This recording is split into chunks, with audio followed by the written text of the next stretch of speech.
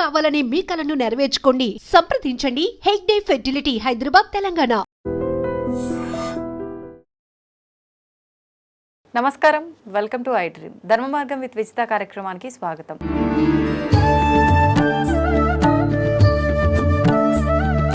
ప్రస్తుతం మనతో పాటు ఉన్నారు ప్రముఖ జ్యోతిష పండితులు, ఆధ్యాత్మికవేత్త సుభాష్ శర్మ గారు. ఇప్పుడు గురుగారితో మాట్లాడదాం.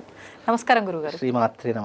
గురుగారు, అక్షయ తృతీయ రాబోతుంది. మనం గత కొన్ని సంవత్సరాలుగా అక్షయ తృతీయ అంటే బంగారం కొనుక్కోవాలని మాత్రమే మాట్లాడుకుంటున్నాం. కానీ ప్రస్తుత రోజుల్లో బంగారం కొనుక్కోవాల్సిన అవసరం లేదు, అసలు కొనాలని ఏ శాస్త్రంలో లేదు. ఆ రోజు చేయాల్సింది దాన ధర్మాలు, ఇంకా రకరకాల విధి విధానాలు ఆచరించాలని చెప్తున్నారు. అసలు ఏంటి నిజంగా ఆచరించాల్సిన విధి విధానాలు? తప్పకుండా తెలియజేస్తారండి. ముందుగా ప్రేక్షకులందరికీ శ్రీమాత్రే నమః, శ్రీ గురుభ్యో నమః. నమస్తే అస్తు మహామాయే శ్రీపీఠే సురపూజితే శంఖచక్ర గదాహస్తే మహాలక్ష్మీ నమోస్తుతే.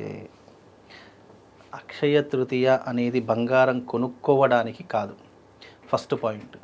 సెకండ్ది ఏంటంటే అక్షయ తృతీయకు ఎందుకు ఇంత ప్రాధాన్యత అంటే, ఒక పుట్టినరోజు వచ్చిందనుకోండి, మీరు పుట్టారు కాబట్టి మీ పుట్టినరోజు జరుపుకుంటున్నారు. ఒక పెళ్లి రోజు వచ్చిందనుకోండి, ఆ రోజున విశేషంగా మీ పెళ్లి ఆ రోజున జరిగింది కాబట్టి పెళ్లి రోజు జరుపుకుంటారు. మరి అక్షయ కారణం ఉన్నది. ఈ అక్షయ తృతీయకి జరుపుకోవడానికి కారణం ఏంటి? అసలు బంగారానికి అక్షయ తృతీయకు సంబంధం ఏంటి? ఇది తెలుసుకుంటే అసలు ఏం చేయాలో తెలుస్తుంది. అక్షయ తృతీయ అంటే మన సృష్టిలో జరిగినటువంటి కొన్ని ముఖ్యమైనటువంటి విధి విధానాలు ఈ రోజున జరిగాయి కాబట్టి ఈ తిథికి అంత ప్రాధాన్యత వచ్చింది. మొట్టమొదటిది పరశురామ జయంతి, పరశురాముడు పుట్టినటువంటి రోజు అక్షయ తృతీయ. రెండవది శ్రీ మహాలక్ష్మి కుబేరుని అనుగ్రహించినటువంటి రోజు, ఎన్నో సిరి సంపదలను కటాక్షించినటువంటి రోజు అక్షయ తృతీయ. ఇక మూడవది కృతయుగము ముగిసిపోయి త్రేతాయుగంలోకి అడుగు పెట్టినటువంటి రోజు అక్షయ తృతీయ. అంటే శ్రీరాముడు జన్మించినటువంటి కాలం త్రేతాయుగము, కృతయుగం అంతా ముగిసిపోయి త్రేతాయుగం ప్రారంభమైనటువంటి రోజు అక్షయ తృతీయ. ద్వాపర యుగంలో శ్రీకృష్ణుడి దగ్గరికి కుచేలుడు వచ్చి పిడికెడు అటుకులను ఇవ్వడము చేత ఎన్నో సిరి సంపదలను పొందినటువంటి రోజు అక్షయ తృతీయ. వ్యాస భగవానుడు గణపతికి పంచమ వేదమైనటువంటి శ్రీమద్ భాగవతాన్ని రచించినటువంటి రోజు ఈ అక్షయ తృతీయ. అలాగే ధర్మరాజుకి సూర్యభగవానుడు అక్షయ పాత్రను ఇచ్చాడు, ఆ రోజు కూడా అక్షయ తృతీయ. ఇన్ని విశేషమైనటువంటి కార్యక్రమాలు జరిగాయి కాబట్టి సనాతన ధర్మంలో అక్షయ తృతీయకు అంత ప్రాధాన్యత రావడం జరిగింది.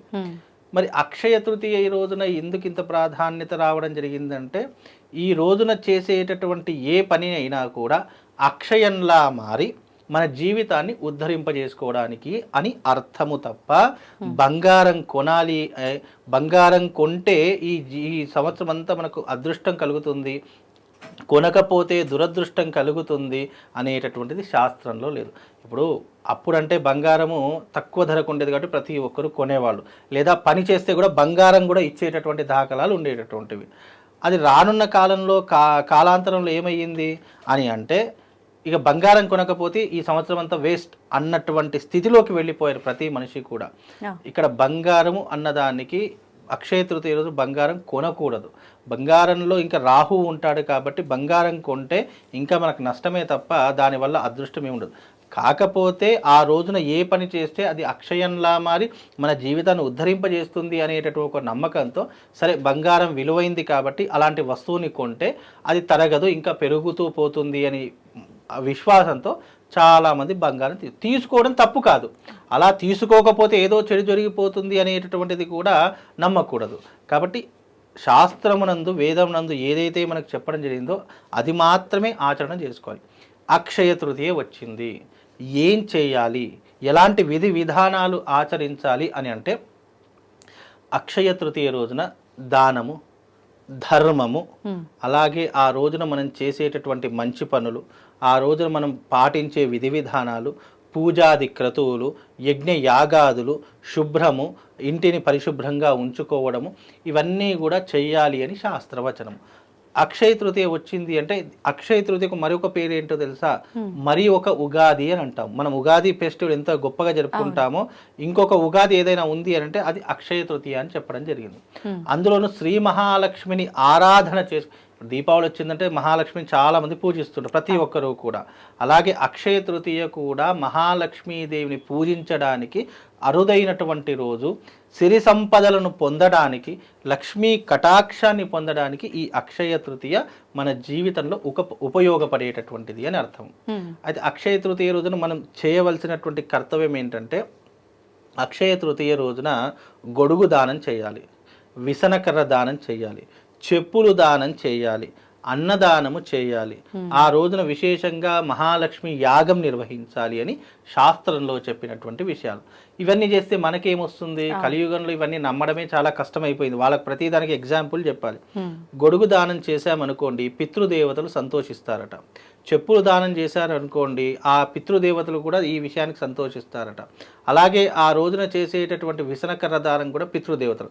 ఈ మూడు కూడా పితృదేవతలకు చెందుతాయట.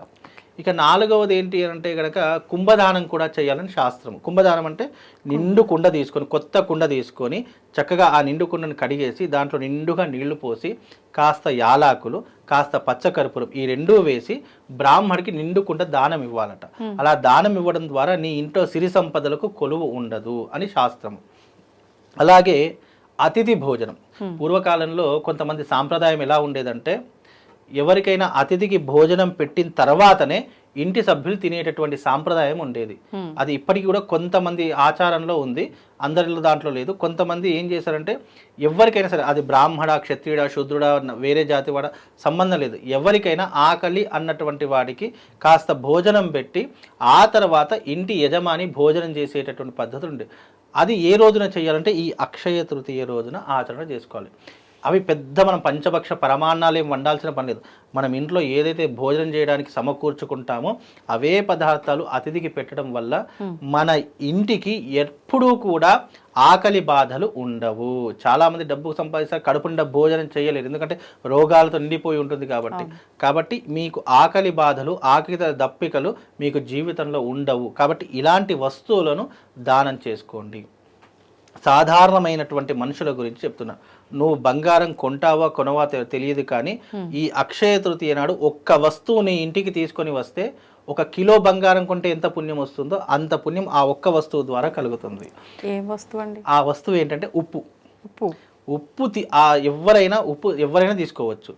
ఉప్పు కిరాణా షాపుకి వెళ్ళి ఉప్పు ప్యాకెట్ తీసుకొని అక్షయ తృతీయను నీ ఇంట్లో పెట్టుకో. అది బంగారం కంటే విలువైనది. బంగారం కొంటే నీ ఇంట్లో లక్ష్మీదేవి వస్తుందో లేదో తెలియదు, కానీ ఉప్పు కొంటే మాత్రం నీ ఇంటికి లక్ష్మీదేవి వస్తుంది. ఎందుకు లక్ష్మీదేవికి ఉప్పుకు సంబంధం అని అంటే గనక, లక్ష్మీదేవి పుట్టినటువంటి ఇల్లు సముద్రము. ఆ సముద్రంలో దొరికే ప్రతిదీ కూడా లక్ష్మీదేవికే అంకితమట.